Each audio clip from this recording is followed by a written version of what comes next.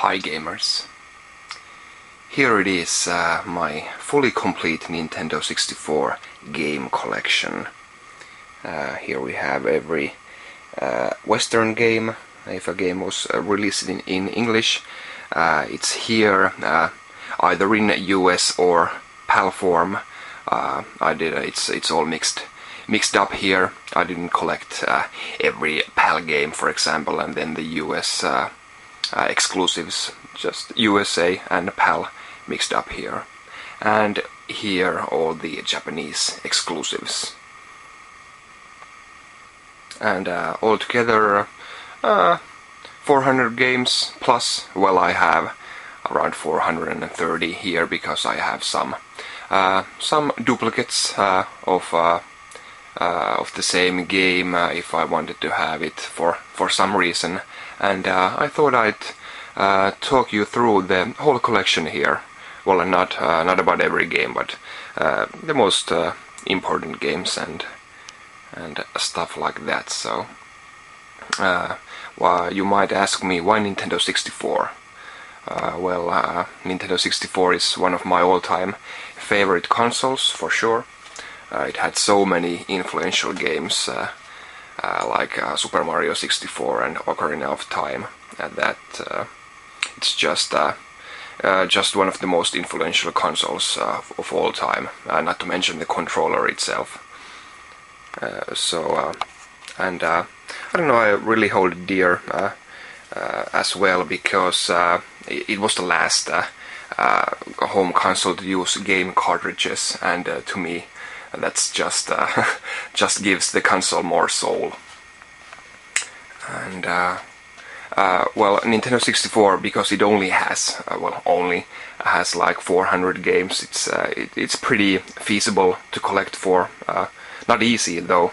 There are the rarities for each console, I guess, but still 400 is doable. And the games mostly weren't that expensive because they aren't that old yet, but still old enough for not holding a complete in-box game for granted. So yeah, every game here has a box, a manual, and every Western game also has one of these consumer information leaflets. The right-hand side is for Europe, and left-hand side is for North America. So each Western game has this, and if it isn't built into the box, every game also has this cardboard tray, or in the case of Japanese consoles, this plastic tray. And each and every game also has its own cartridge baggie. I kid you not, every game has its own baggie. That is actually something, it's weird, but I'm really proud of that fact. Not sure how many complete collections of Nintendo 64 are in the world. It's not the most popular console to collect for by any means, so maybe not that many. I guess even less with all the Japanese exclusives as well, but I hope I'm the only one that has every cartridge baggie as well. Let's move these to the side here. And yeah, let's start here. Everything is in alphabetical order, so let's start here with a 007. The world is not enough. Really, people were expecting a new GoldenEye, and who can blame them, even though this wasn't made by Rare, but it's crap. Well, it's okay, I guess, but GoldenEye set the standard so high, and Perfect Dark followed up, so there really wasn't any demand for this game. 1080 snowboarding.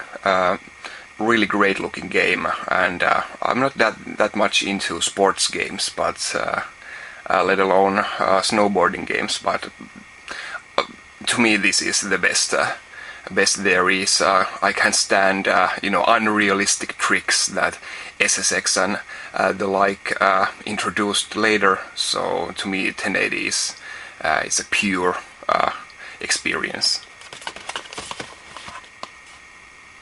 Aiding Chronicles, a bit of an uncommon game. I guess one of the more of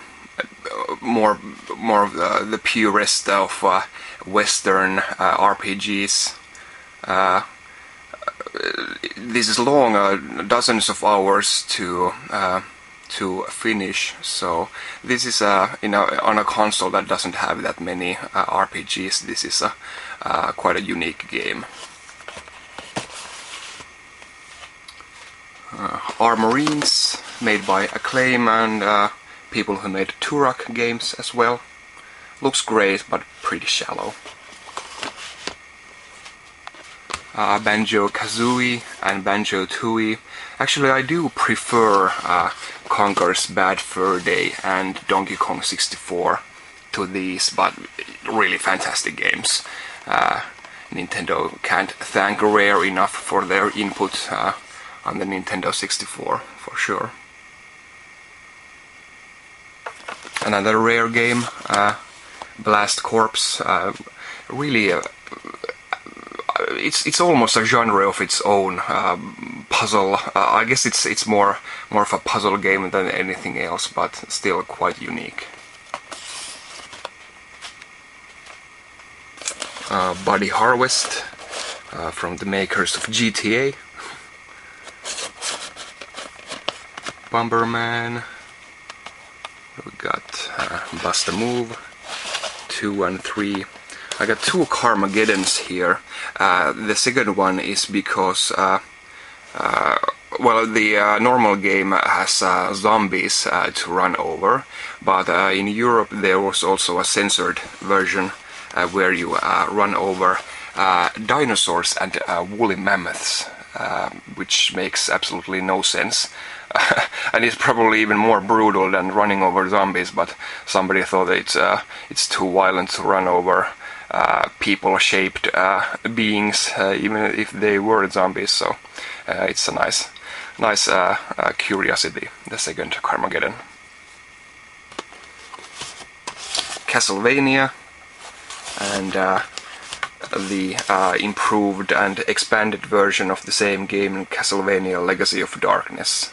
Has some terrible camera problems, but still a really nice addition to the action games on the Nintendo 64. Too bad it isn't a 2D game. PlayStation 1 had drew so much taller straw with the Symphony of the Night, of course.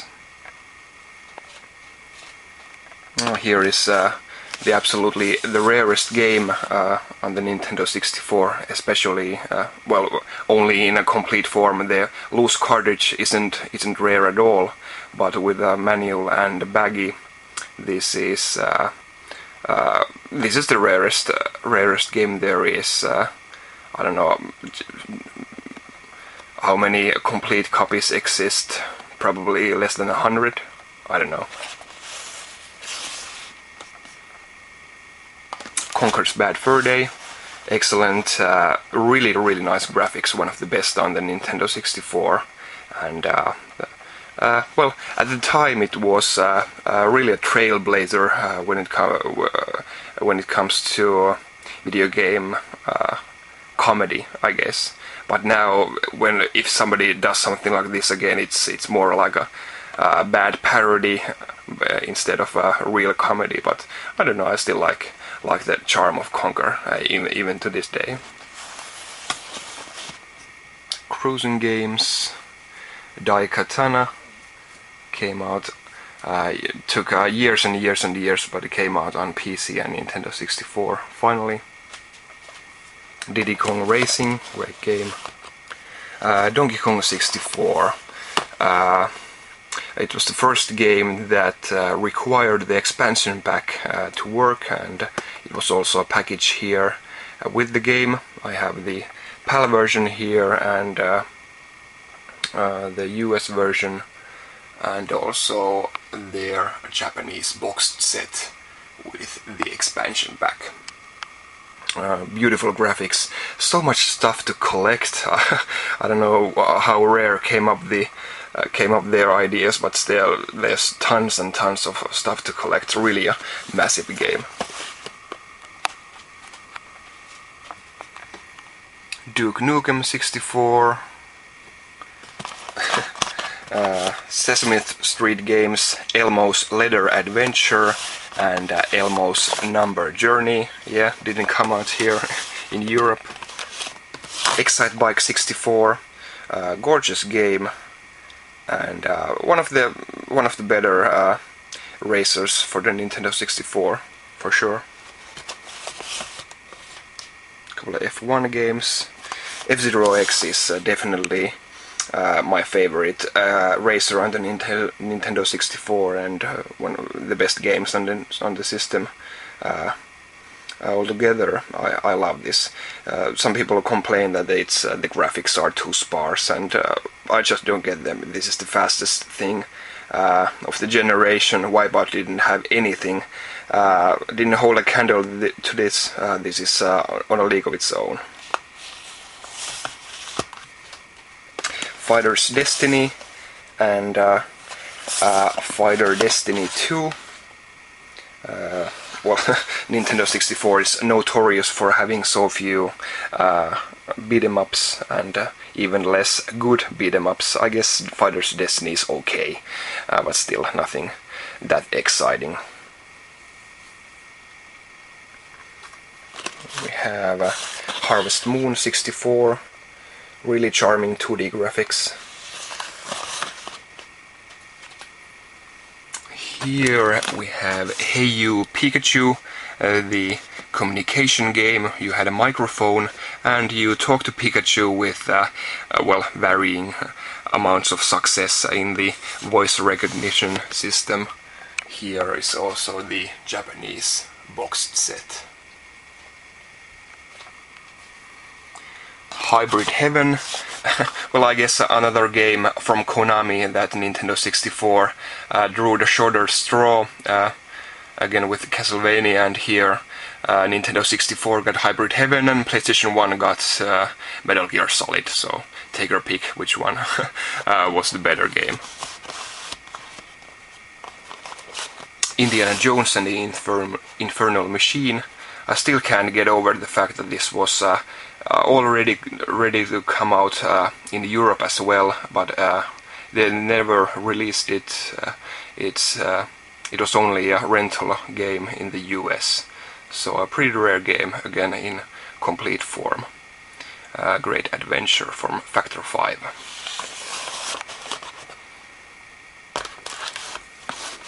Jet Force Gemini, one of my favorite games, in the top 5 for sure. I would go so far as to say that this has the best graphics and music of the whole console generation, not just the Nintendo 64. This is gorgeous. Long adventure, action adventure. This is yeah, one of my favorite games of all time. Killer Instinct Gold. Kirby 64, the Crystal Shards, Tuna 5, D platformer, and then we get to the good stuff. Well, these are alphabetically. Let's go chronologically. Ocarina of Time. I guess I shouldn't even be talking about this game in this video because everybody knows its merits. I talk about this more on my top Nintendo 64 games, so I guess you should check that video out as well. But my favorite game of all time, the best game ever. Also the collector's edition with a gold cartridge and this holographic cover. Majora's Mask, here's the PAL version, and the collector's edition from the US. Majora's Mask doesn't get the credit it's due. It's not only one of the the most unique atmospheric Zelda game there is, but it's a really unique when it comes to video games altogether. So it's really melancholy and weird, and yeah, good stuff. It's great that Nintendo took a chance with the tone of the game.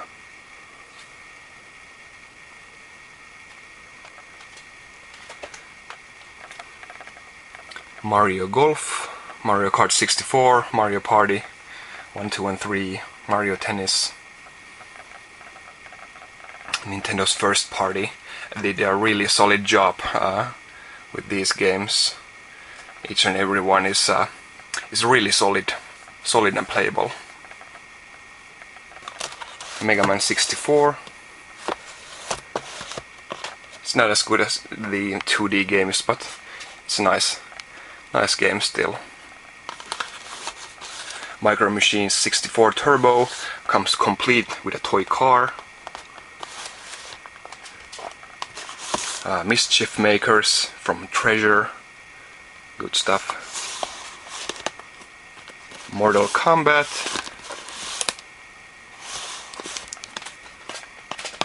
Mystical Ninja starring Goemon. Konami did actually quite a few games for Nintendo 64. They really supported the machine, unlike Capcom, which only did a few games. Although Capcom did some really great games as well, but Konami really put in the numbers. Then a bunch of NASCAR games, NBA games, some more NBA games, NFL games, NHL. So no, I haven't. I've tested each game, of course, but if you ask me if I have finished every game here, no, I don't play old sports games. I just collect them. Then a gorgeous game, Ogre Battle 64. Beautiful 2D graphics and the most traditional RPG there is. Which probably isn't saying much because this is the only one of its kind for the Nintendo 64, but still a really nice addition to the Nintendo 64 library. Paper Mario really started, well, I guess Super Mario RPG and Super Nintendo started the trend of Mario RPGs, but still Paper Mario's art style is more utilized these days. Great game. Perfect Dark. GoldenEye was an absolutely fantastic game, and Perfect Dark in every respect, except maybe the plot, and I didn't care that much for the aliens. I dug more the agent stuff in GoldenEye, but still Perfect Dark upped the ante in every respect. And I remember that the AI-controlled bots were one of the biggest innovations, at least for me. It was really, I guess it was unheard of on the consoles, but still there were so many things unheard of in Perfect Dark, so it's hard to remember or notice just one thing. It's a real tour de force, the whole game. Pilotumix 64, one of the few launch games for the system, and it's really underrated. To me, it's one of the best games on the system. Really relaxing. Then some Pokemon games. Pokemon Stadium 2 and Pokemon Stadium 1 here top. Here's also a Japanese Perfect Dark and Japanese Majora's Masked, which also, like the Donkey Kong, have their expansion packs inside. And here is a Japanese Pocket Monster Stadium with the transfer pack included.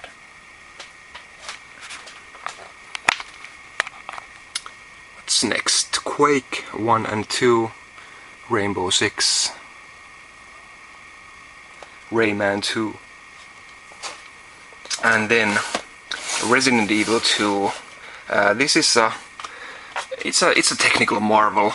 This wasn't supposed to be possible. Resident Evil 2 was a 2 CD game on the PlayStation 1.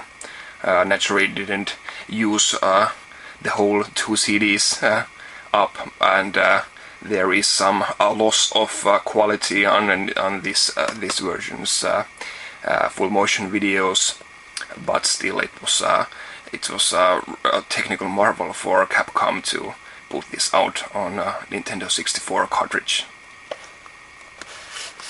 Proved many naysayers wrong.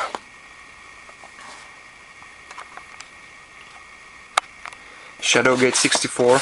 I'm a big fan of the original Shadowgate on the NES, but this is a disappointment for sure.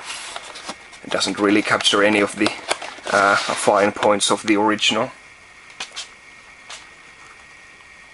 South Park, the first-person shooter, South Park Chef's Love Shack, which was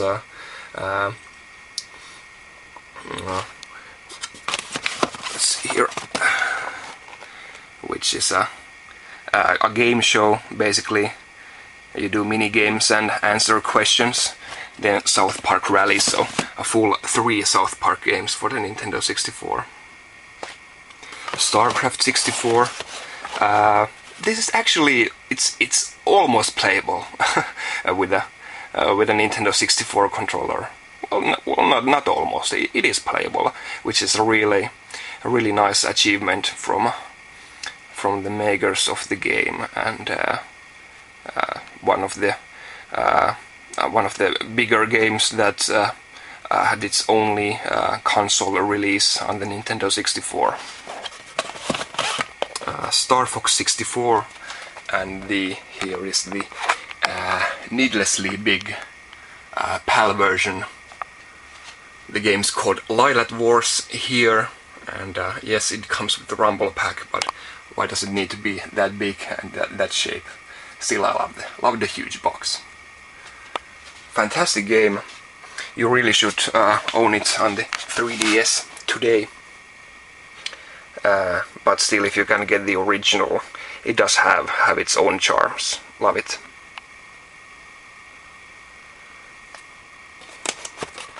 Star Wars games. Star Wars Rogue Squadron.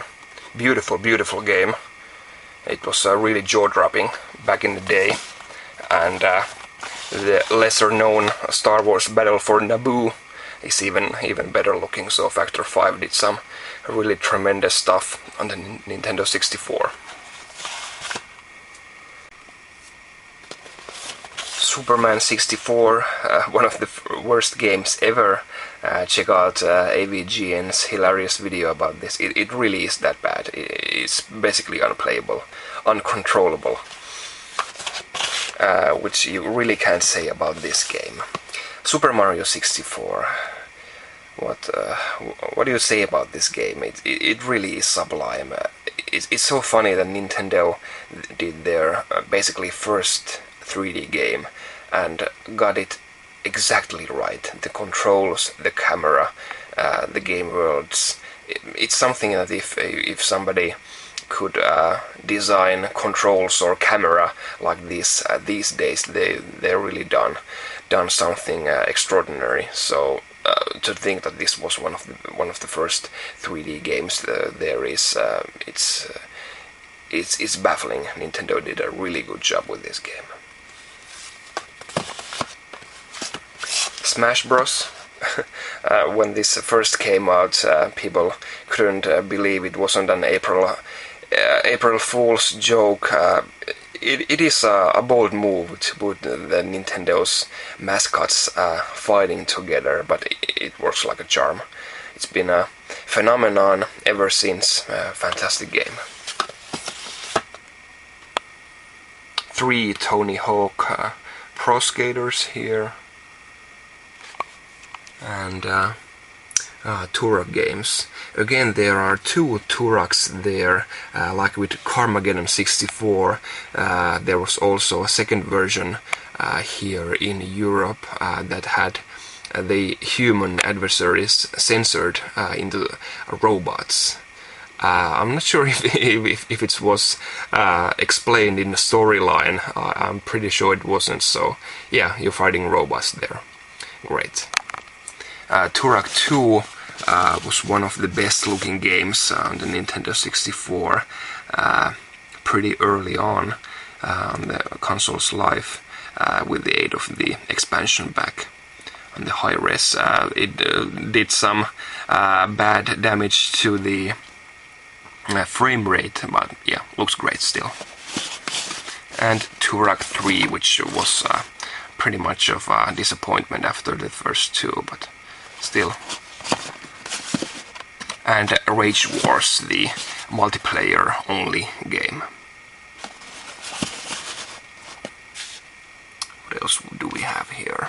Wave Race 64.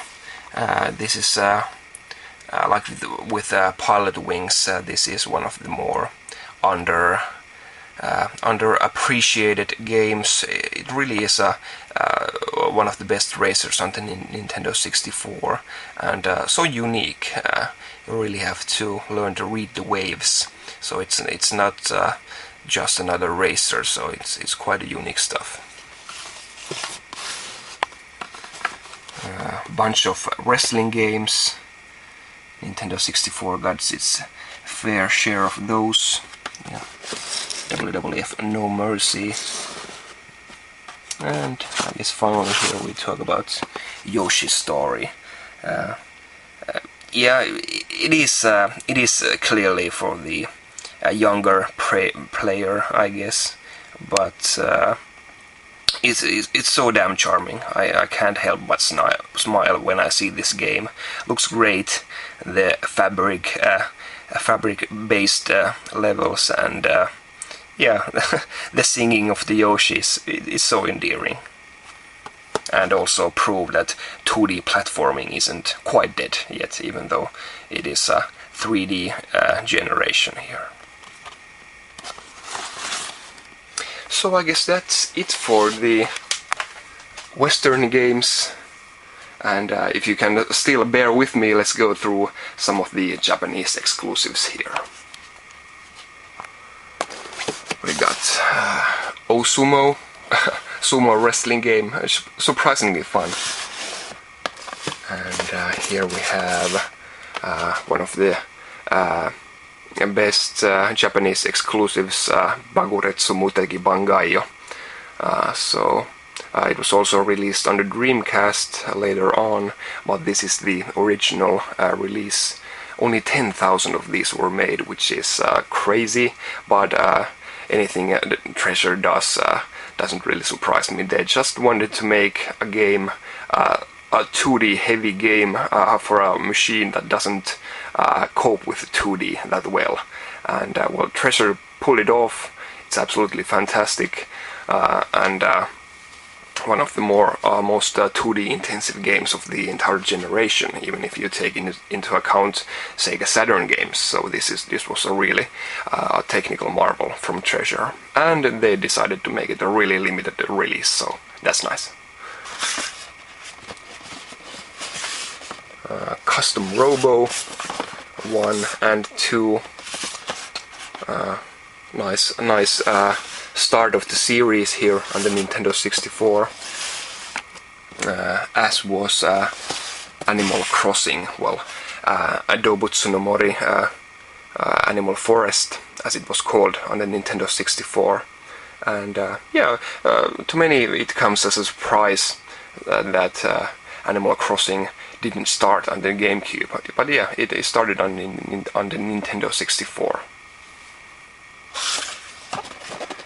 F-Zero X I have here because you need this Japanese version to play the 64DD expansion pack, but I guess 64DD is something for another video, so let's talk about just the normal games here.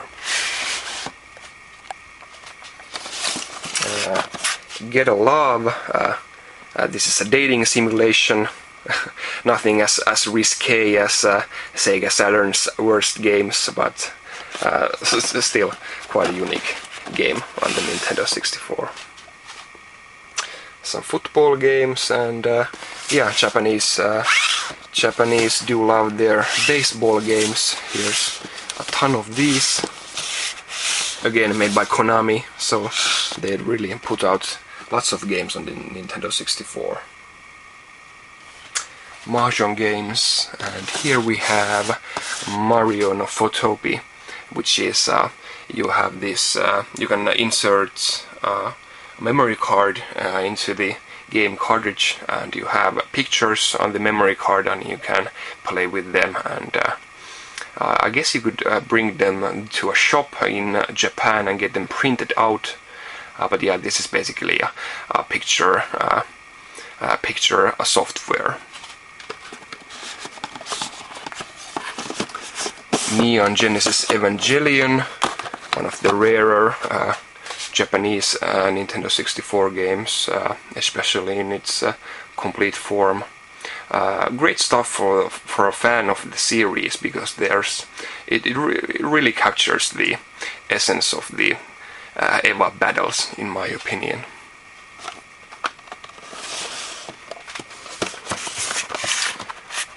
Noshichuri 64, Shiokaze ni Notte. What else do we have here worth mentioning? Yeah, Puyo Puyo Sun and Puyo Puyo Party, which is what do we have? Yeah, developed by Compile, 1999. Copyright Sega Enterprises Limited. So Sega had licensed games for the Nintendo 64. That's funny. Here we have the Shindo versions of Super Mario 64 and Wave Race 64, and that means that these were re-releases with Rumble Pack support added later.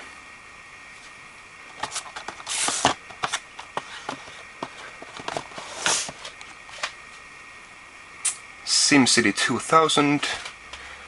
Here is a Japanese version of Jet Force Gemini called Star Twins. That's a great name. Oh. And Sin and Punishment, the other exclusive Japanese exclusive game from Treasure. Treasure is known for their 2D games, for sure, but this was basically their first game in 3D, and like Nintendo with Mario 64, they really nailed it.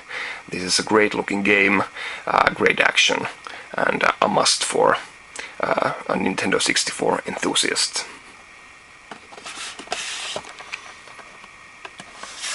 Wonder Project J2. This is a game by Enix, which went on to make lots of Dragon Quests and other stuff for the PlayStation 1, but this is their only game for the Nintendo 64. It's actually a really gorgeous 2D game. A shame I can't play it, because I really need to know my Japanese with this game, but the graphics are beautiful at least.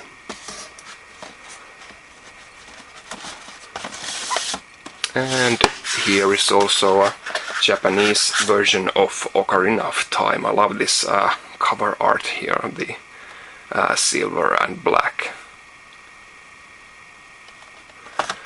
And I guess this is my longest video already.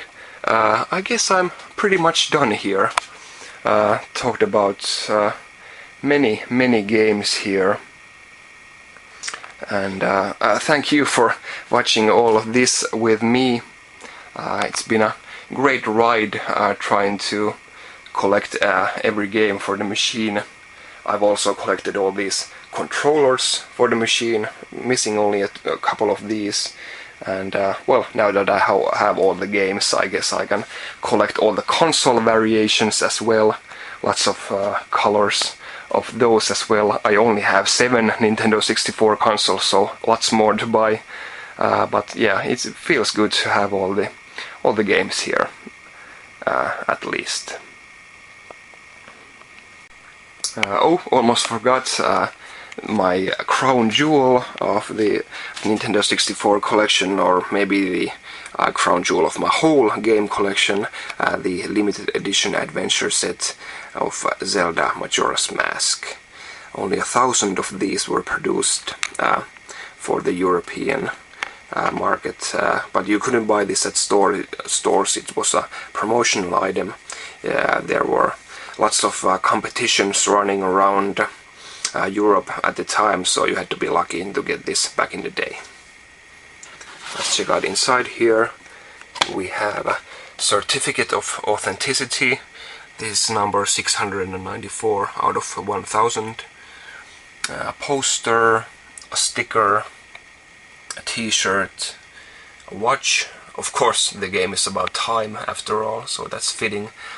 2 pin badges, a 2 CD soundtrack, and the game itself, of course.